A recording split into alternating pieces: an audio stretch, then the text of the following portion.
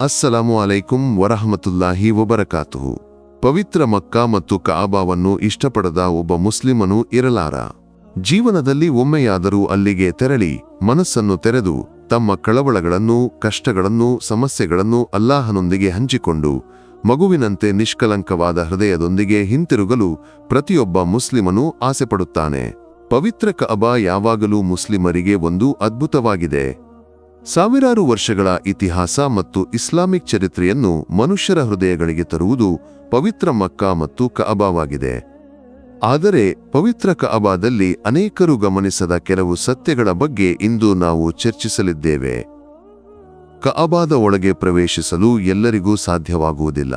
ಆದರೂ ಅದರ ಕೆಲವು ಸತ್ಯಗಳನ್ನು ತಿಳಿದಾಗ ನಮಗೆ ಆಶ್ಚರ್ಯವೂ ವಿಸ್ಮಯವೂ ಉಂಟಾಗುವುದು ಖಂಡಿತ. ಕಅಬಾದ ಗೋಡೆಗಳ ನಡುವೆ ಮತ್ತು ಕಂಬಗಳ ನಡುವೆ ಒಂದು ಪೆಟ್ಟಿಗೆ ಕಾಣಿಸಿಕೊಳ್ಳುತ್ತದೆ. ಕಅಬಾದ ಕೆಳಭಾಗದಲ್ಲಿ ಬಿಳಿ ಮಾರ್ಬಲ್ಗಳಿಂದ ಮಾಡಿದ ನೆಲದಲ್ಲಿ ಕಪ್ಪು ಮಾರ್ಬಲ್ಗಳಿಂದ ರಚಿತವಾದ ಸುಂದರವಾದ ಗೆರೆಗಳು ಕಂಡುಬರುತ್ತವೆ. ಗೋಡೆಗಳನ್ನು ಹಳದಿ ಬಣ್ಣದ ಮಾರ್ಬಲ್ಗಳಿಂದ ಅಲಂಕರಿಸಲಾಗಿದೆ.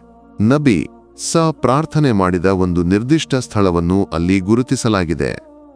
ಕಅಬಾದ ಒಳಗಿನ ಆ ಪೆಟ್ಟಿಗೆಯಲ್ಲಿ ಏನನ್ನು ಇಡಲಾಗಿದೆ ಎಂಬುದು ಅನೇಕರಿಗೆ ತಿಳಿಯದ ವಿಷಯವಾಗಿದೆ. ಸೌದಿ ಅಧಿಕಾರಿಗಳು ಬಿಡುಗಡೆ ಮಾಡಿದ ಮಾಹಿತಿಯ ಪ್ರಕಾರ ಅದರಲ್ಲಿ ಉತ್ತಮ ಗುಣಮಟ್ಟದ ಊದ್ ಮತ್ತು ತಾಯಿಫ್ನಿಂದ ಪಡೆದ ಗುಲಾಬಿ ಎಣ್ಣೆಯನ್ನು ಇಡಲಾಗಿದೆ. ಗುಲಾಬಿ ನೀರಿನೊಂದಿಗೆ ಕಲಕಿದ ಝಂಝಂ ನೀರಿನಿಂದ ಪವಿತ್ರ ಕಅಬಾದ ಗೋಡೆಗಳನ್ನು ಸ್ವಚ್ಛಗೊಳಿಸಿದ ನಂತರ ಈ ವಸ್ತುಗಳನ್ನು ಬಳಸಲಾಗುತ್ತದೆ ಎಂದು ಹೇಳಲಾಗುತ್ತದೆ. ಮುಸ್ಲಿಂ ಸಮುದಾಯವು ಅತೀವವಾಗಿ ಗೌರವಿಸುವ ಈ ಪವಿತ್ರ ಕಅಬಾವನ್ನು ಅತ್ಯಂತ ಎಚ್ಚರಿಕೆಯಿಂದ ಸಂರಕ್ಷಿಸುವಲ್ಲಿ ಸೌದಿ ಸರ್ಕಾರವು ಶ್ಲಾಘನೀಯ ಕಾರ್ಯಗಳನ್ನು ನಡೆಸುತ್ತಿದೆ. ಅಲ್ಲಾಹು ಸುಬ್ಹಾನಹು ವ ತಆಲಾ ಪವಿತ್ರ ಕಅಬಾವನ್ನು ಭೇಟಿಯಾಗಲು ಮತ್ತು ಅಲ್ಲಿ ತಮ್ಮ ಪಾಪಗಳನ್ನು ಅಲ್ಲಾಹನ ಮುಂದೆ ತೆರೆದಿಟ್ಟು ನಿಷ್ಕಲಂಕವಾದ ಹೃದಯದೊಂದಿಗೆ ಹಿಂತಿರುಗಲು ನಮಗೆ ತೌಫೀಕ್ ನೀಡಲಿ. ಆಮೀನ್. ಈ ವಿಡಿಯೋ ನಿಮ್ಮನ್ನು ತಲುಪಲು ಕಾರಣವಾದವರಿಗಾಗಿ ಪ್ರಾರ್ಥನೆ ಮಾಡಲು ಮರೆಯದಿರಿ.